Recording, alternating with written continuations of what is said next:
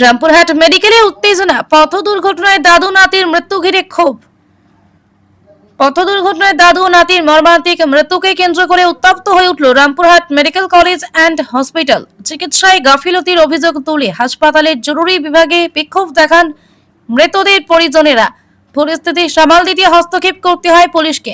উত্তেজনার জেরে কিছু সময়ের জন্য ব্যাহত হয় হাসপাতালের পরিষেবা। পরিবার সূত্রে জানা গিয়েছে, বৃহস্পতিবার দুপুরে বীরভূমের ভর্তামোড় এলাকায় একটি বাইক দুর্ঘটনা ঘটে। ৪৫ বছর বয়সী কাদের শেখ তার স্ত্রী ও 7 বছরের নাতি তামিম শেখকে নিয়ে মোটরসাইকেলে যাচ্ছিলেন। ভর্তা মোড় থেকে মূল রাস্তায় ওঠার সময় একটি চায়না ভ্যানের সঙ্গে মুখোমুখি সংঘর্ষ হয়। ঘটনাস্থলে মৃত্যু হয় কাদের শেখের। গুরুতর আহত অবস্থায় তামিমকে দ্রুত হাসপাতালে নিয়ে আসা হলে চিকিৎসাধীন অবস্থায় তার মৃত্যু হয়। মৃতের পরিবারের অভিযোগ, জরুরি বিভাগে কোনো সিনিয়র চিকিৎসক উপস্থিত ছিলেন না এবং শিশুটিকে দীর্ঘক্ষণ নার্সদের ভরসায় ফেলে রাখা হয়েছিল। তাদের দাবি, সঠিক সময়ে চিকিৎসা শুরু না হওয়াতেই শিশুটির মৃত্যু হয়েছে। অন্যদিকে অভিযোগ অস্বীকার করে কর্তব্যরত নার্সরা জানিয়েছেন, হাসপাতালে আনার পরপরই শিশুটিকে প্রাথমিক চিকিৎসা দেওয়া হয় এবং পরিস্থিতি আশঙ্কাজনক থাকায় দ্রুত সিনিয়র চিকিৎসককে খবর দেওয়া হয়। তবে তিনি পৌঁছানোর আগেই শিশুটির মৃত্যু হয়। হাসপাতাল কর্তৃপক্ষের দাবি, উপলব্ধ পরিকাঠামোর মধ্যেই যথাসাধ্য চিকিৎসার চেষ্টা করা হয়েছে।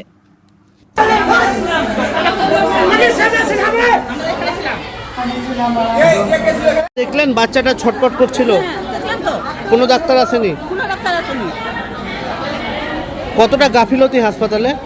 কঠিন হচ্ছে, আমি তো নিয়ে আছি আমার 6 মাসের বাচ্চার মা একবার জোর এরকম ভাবে বাইরে পাঠালাম আমি ডাক্তার দেখাতে, আমি কুকুর বাচ্চা নিয়ে বসে আছি এখানে।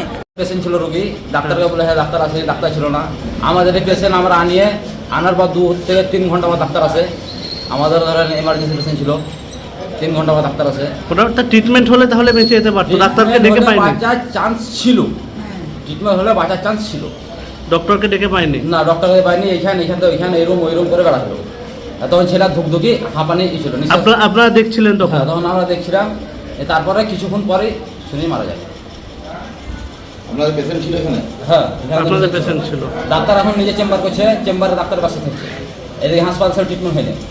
আপনার নামটা কি? লালচান। আপনার বাড়ি কোথায়? লক্ষ্মীনারায়ণ। হচ্ছে আপনার এখানে অ্যাডমিশন করার পরে কোনো ডাক্তার বা নার্স কোনো ট্রিটমেন্ট পায়নি। 1 নম্বর কথা, 2.5 ঘন্টা থেকে পড়েছিল, তারপরে মারা গেল, ছটফট করে মারা গেল। নার্সগুলো ডাকলো, নার্সগুলোতে একটা রুমে লক লাগিয়ে মোবাইল দেখছে 7-8 জন নার্স মিলে। ডক্টর ছিল না। ডক্টর 40 মিনিট পরে আসলো, বলছে আমি তো ছিলাম। তারপরে উনি পালিয়ে গেলেন, দেখলেন তো বাচ্চাটা মারা গেছে, দেখে শুনে পালিয়ে গেলেন। উনি ছিলেন না, উনি নাকি চা খেতে গেছিলেন। আর ওনারা নাকি ফোন করছিলেন, নার্সগুলো ফোন করছিলেন, উনি বলছেন 40 মিনিট পরে যাবে চা খাওয়ার পর। কোনো চিকিৎসাই তো হয়নি। চিকিৎসার গাফিলতি আর সঠিক চিকিৎসা কি বলবো, চিকিৎসাই তো হয়নি। 2 ঘন্টা থেকে কোনো চিকিৎসা হয়নি, শুধু আপনার স্টিচটা মেরে স্লাইনটা দিয়েছিল বাস। মারা গেছে তার কি নাম, কত বয়স?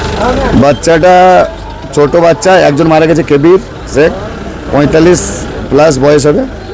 আর বাচ্চাটা তানবিন নাকি নাম, তামিম শেখ, বছর 7 বয়স হবে। যে 2 জন মারা গেছে তাদের কি সম্পর্ক কি?